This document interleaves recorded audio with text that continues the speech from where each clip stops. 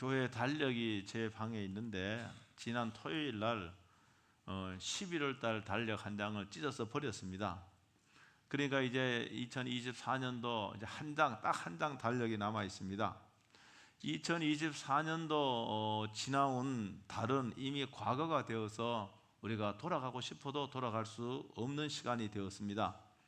그러나 과거의 나의 삶의 선택과 행동이 바로 오늘의 나를 만드는 것은 부인할 수가 없습니다. 마찬가지로 지금 우리들의 결정과 우리들의 삶 행동은 미래의 또 다른 나의 모습을 만들어내고 있습니다.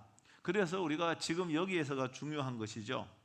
내가 지금 무엇을 하느냐에 따라 나의 미래는 크게 달라지게 될 겁니다.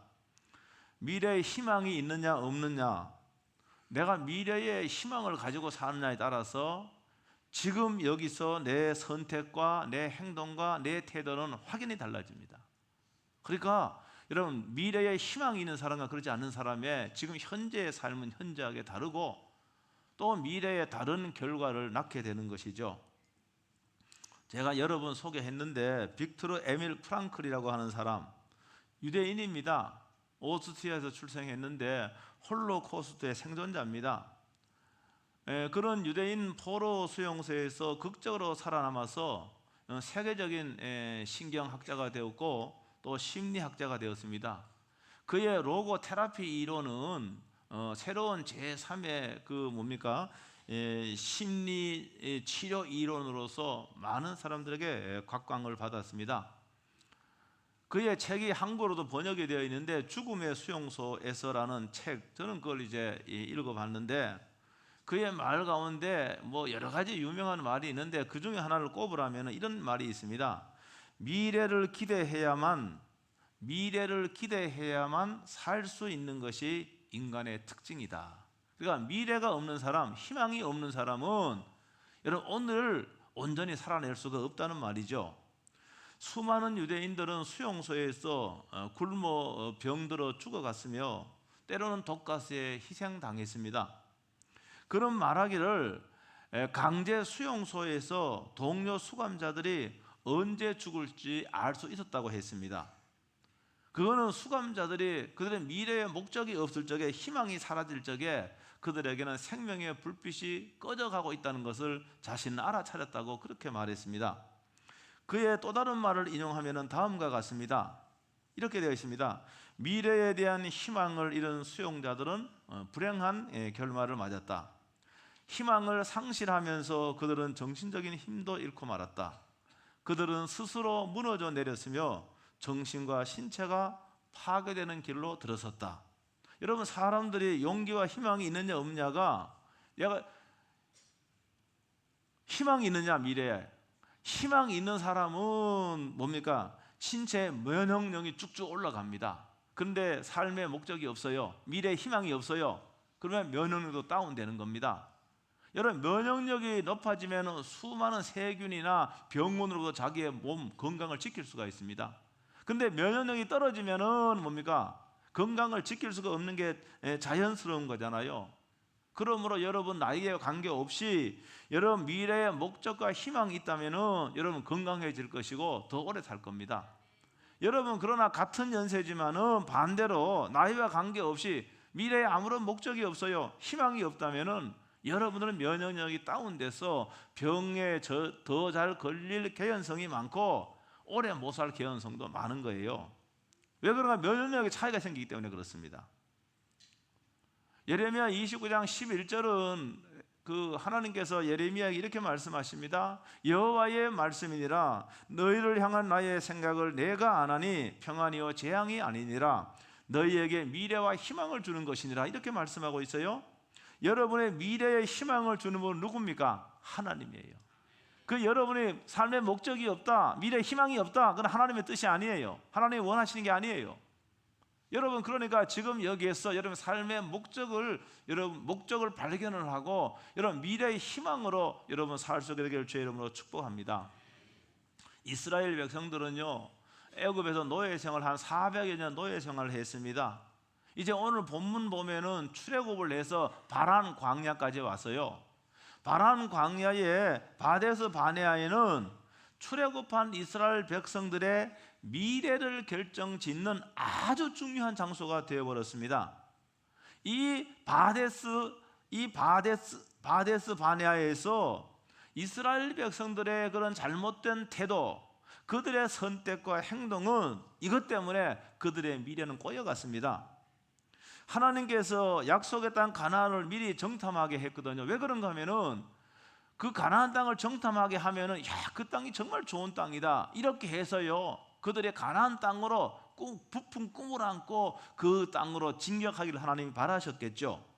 그래서 12명의 정탐꾼을 뽑았어요.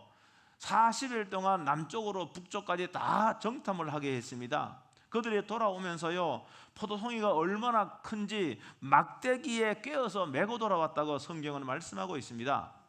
그것은 정말로 기름진 땅이었습니다. 그런데 그것은 견고한 진지가 구축이 되어 있고 신장이 큰 사람이었음을 보고했습니다. 여기까지는 사실이에요. 그런데 12명의 정탐꾼들 중에 10명은 우리가 그곳에 살고 있는 원주민들을 도저히 이길 수가 없다고 이렇게 그들의 의견을 피력을 한 거예요. 그것은 좋은 땅이고 요충지이기 때문에 그 땅을 차지하기 위해서 지금까지 수많은 사람의 피를 흘렸을 것이다. 우리가 그 땅을 차지하려고 하면은 우리도 피를 흘리고 결국은 그 땅을 점령하지 못할 것이다. 이게 그들의 보고 요지예요. 그런데 여호수아와 갈렙은 올라가 그 땅을 취하자고 아무리 이야기해봤지만 소용이 없었습니다. 백성들은 여호수아와 갈렙의 말보다는 다른 10명의 정탐꾼의 말에 귀를 기울였습니다. 그래서 성경에 보면은 그들은 밤새 통곡을 했습니다. 모세와 아론을 원망했습니다. 차라리 광야나 애굽에서 죽는 것이 좋았을 것이라고 말했습니다. 사실요, 광야 생활 40년을 보면 그들은요, 죽음을 입에 달고 살았습니다. 거뜬하면 죽겠다고 하니까 실제로 그들은 말한 대로 광야에서 싹 다 죽어버렸습니다. 광야에 다 죽었어요. 또한 지도자를 세워도 다시 애굽으로 돌아가자고 선동합니다. 과거의 노예 생활로 돌아가자는 겁니다. 과거로 돌아가자고 그들은 선동하고 그럽니다. 과거가 훨씬 좋다는 거예요. 4절이 그렇게 말씀하고 있잖아요. 이에 서로 말하되 우리가 한 지휘관을 세우고 애굽으로 돌아가자. 여러분, 애굽으로 돌아가면 그냥 놔두겠습니까? 탈출한 사람을요. 여러분, 이스라엘 백성들은요, 노예 생활 이미 청산을 했습니다. 이미 그들은 노예에서 자유민이 되어서 하나님의 약속을 믿고 희망의 여정을 시작한 사람들입니다. 더욱 놀라운 사실은 전능하신 하나님께도 함께 하셔서 불가능을 가능케 하는 기적들을 그들은 다 경험했습니다. 그들은 똑똑히 애굽에 내려진 재앙을 그들은 목격을 했습니다. 홍해의 바다가 갈라지고 자기들은 육지같이 바다를 걷는 그 놀라운 기적을 경험을 했습니다. 그들을 추격하던 애굽의 군대는 물에 다 수장된 것을 그들은 봤습니다. 먹을 것이 없을 적에 하나님께서 만나 매칠하기로 일용할 양식을 풍성하게 주었습니다. 백성이 자기들이 할 수 없는 일은 하나님이 해결해 줬다는 말이죠. 그러면 미래를 향하여 담대하게 나갈 법도 한데 백성들은 오히려 과거로 돌아가자는 것이 그들의 입장이었습니다. 보통 보면은요, 현실에 불만이 가득한 사람이 유난히 과거에 집착을 많이 합니다. 백성들도요, 가나안 땅은 오르지 못할 나무라가 생각하고 돌아가자는 겁니다. 과거로 돌아가자는 겁니다.